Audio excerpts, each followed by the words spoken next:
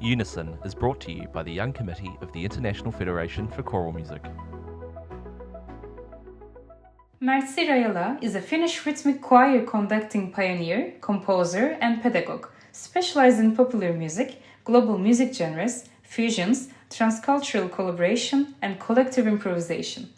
Merzi works as a lecturer in the Global Music Department at the Sibelius Academy at the University of Arts in Helsinki, and is known as the developer for Global Choir Leadership Study Option, looking into the leadership of collective singing from a wide cultural and aesthetic perspective.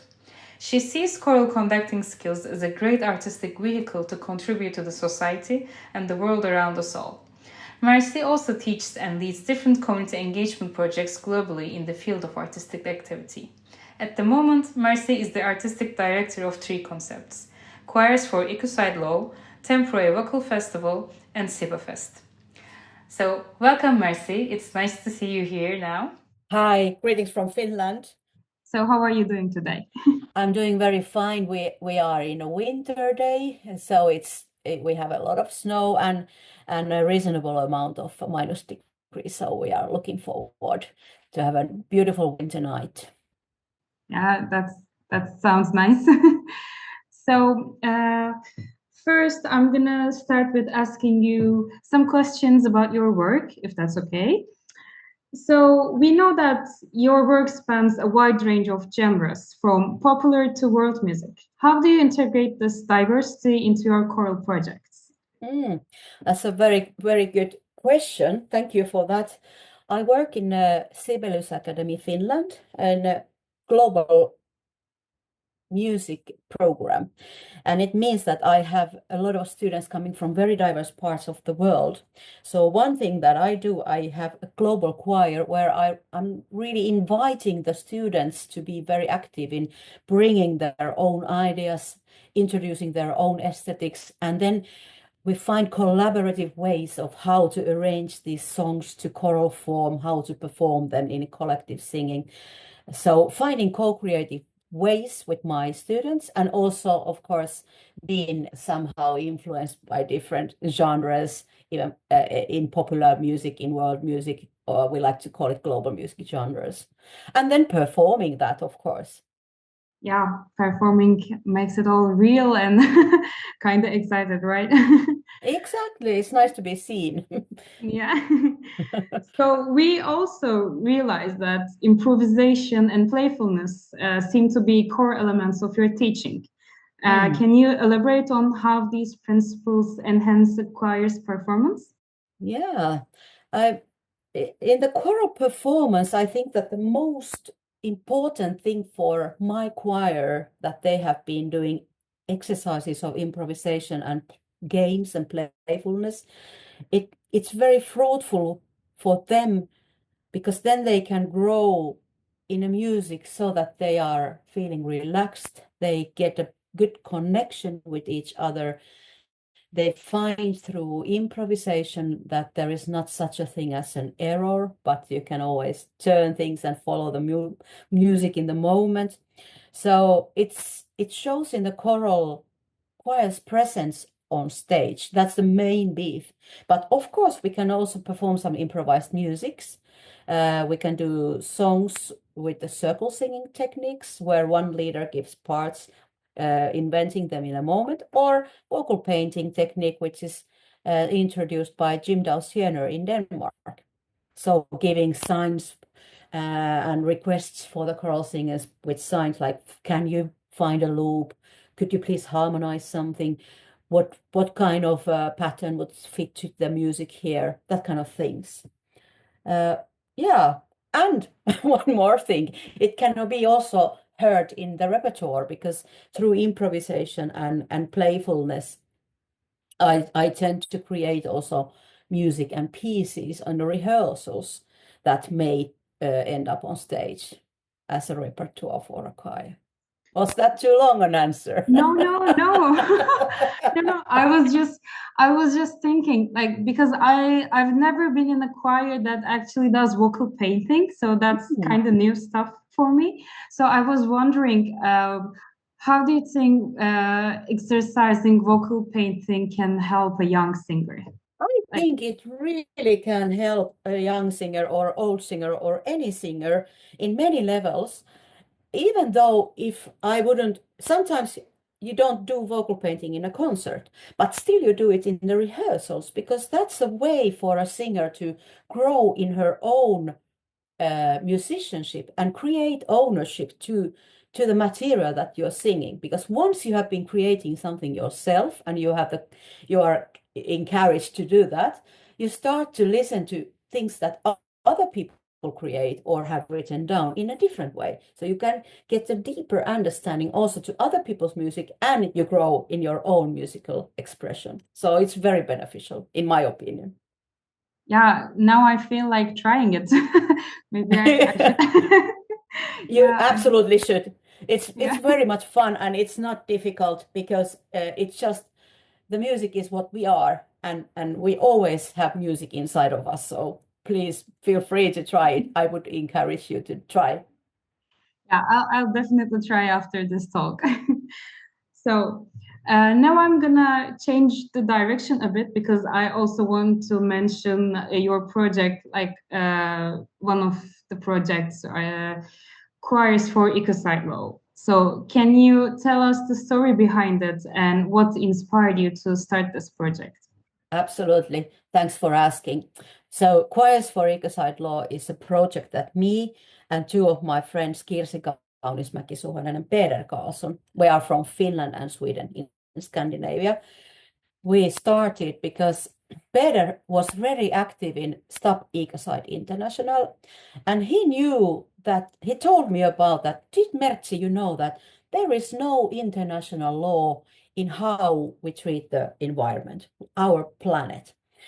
And I was like, I didn't know that it's not internationally regulated. And he said that there is a law proposal, a proposal for as a fifth augmentation to Rome Statute, so that in international criminal court there could be also parallel to genocide murdering people, there could be ecocide murdering nature. And then we decided, okay, what can we as artists do so that other people would know about this possibility? And then we started creating this project, Choirs for Ecocide Law. So spreading the awareness of the law possibility through choral music. So yeah, I was actually gonna ask that, but you all already start talking about it. But so how do you see the role of choral music in advocating for ecological and social change? Mm. I've been thinking this a lot, like what's the role of art in these kind of questions? And I think that we as artists, we have a special vehicle, a talent, because art, and in our case, choral music, we can not only transmit information, but we can also transmit emotions. And I have been working actually in other artistic projects a lot with scientists, and I've learned from them that we actually already have enough information and knowledge about how to do things, but we don't have the actions.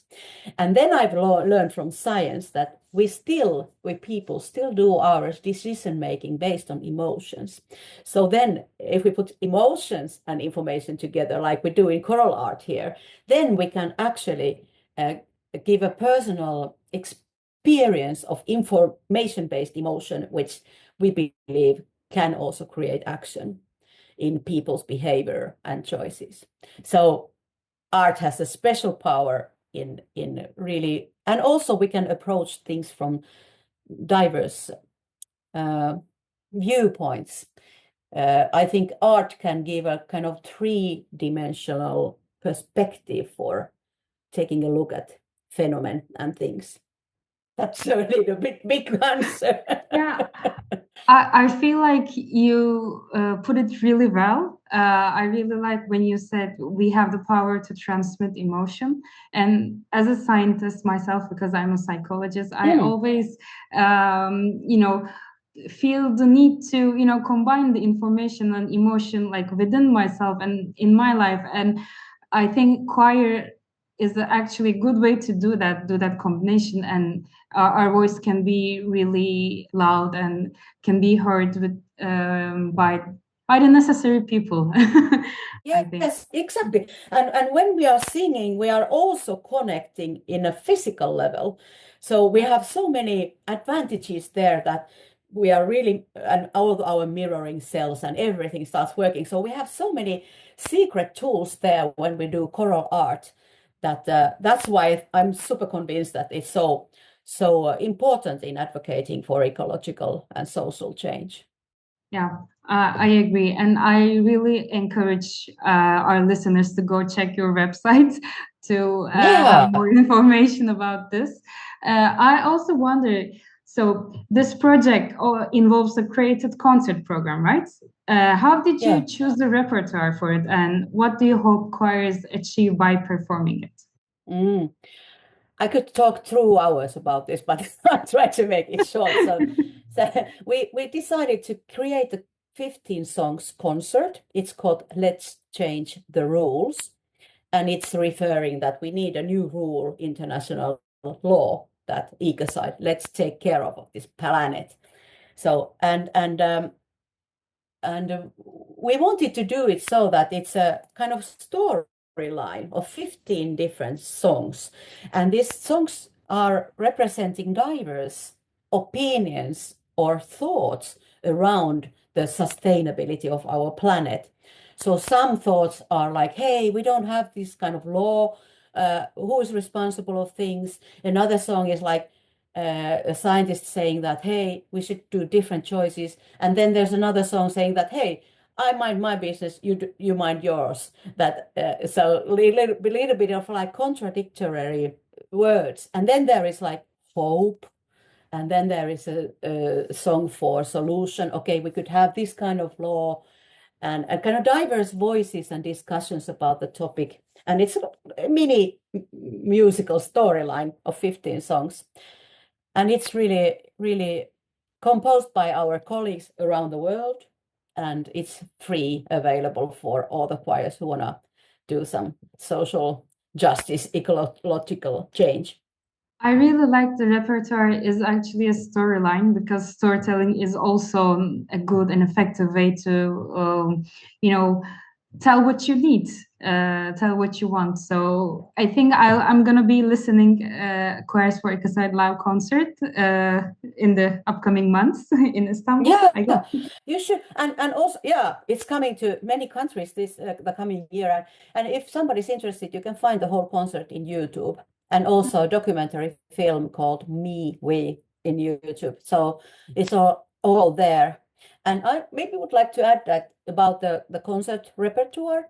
Mhm. We were thinking as a core team that it's not reliable, or it's not the truth if we just say that save the planet and we are the world and everything is good and we are all agree that this should be happening, because that's not the case. So I think it's interesting to put on the stage like also the doubts and the questions and the like what to do and like the facts, so that it's like corresponding to what we say in the real world, and still we get this solution of the law proposal, which would be good. Yeah, that is a better reflection of reality, I guess. Put That's it what we are this trying to achieve there. Enjoying the podcast? Why not check out what else IFCM is up to? Follow IFCM on Instagram or Facebook, or visit ifcm.net to hear about upcoming events and projects, and to find a vast array of choral music resources. Okay, thank you for talking about this valuable background of yours. Now I'm gonna pass to another section of our podcast, which actually includes advice for young musicians. So we wonder, what advice would you give to conductors and choirs looking to use their music for activism? Well, first of all, I'm not sure if I'm the right person to advise anybody, but what I try to think of a lot when going towards activism is like to respect myself and to respect the others. So to approach everything with respect is a very good starting point, but also yourself. And I was thinking like, that it could be also very nice if you're interested in a topic as a young conductor, like artistic activism, and this topic is something that I would like to work with. So you could check things under the public pedagogy concept in a higher education world. That might help you, and also do your personal research of the topic, like what has been done already, what is there, who has done, and what, and maybe try to get an interview with the person that you think that this person has done a lot with this, how this person would advise in my topic. So, and being very brave, because I'm 52 years old. I don't know if that's old or not, but I might be older than some of the listeners. But I'm sure that everybody in my position would be very happy to help a younger person. So don't hesitate to contact older persons. We are happy to pass it on to you, because that's our honor and joy. Yeah, being brave and not afraid to connect with people. I think that's some of the key ideas young choral enthusiasts can look into.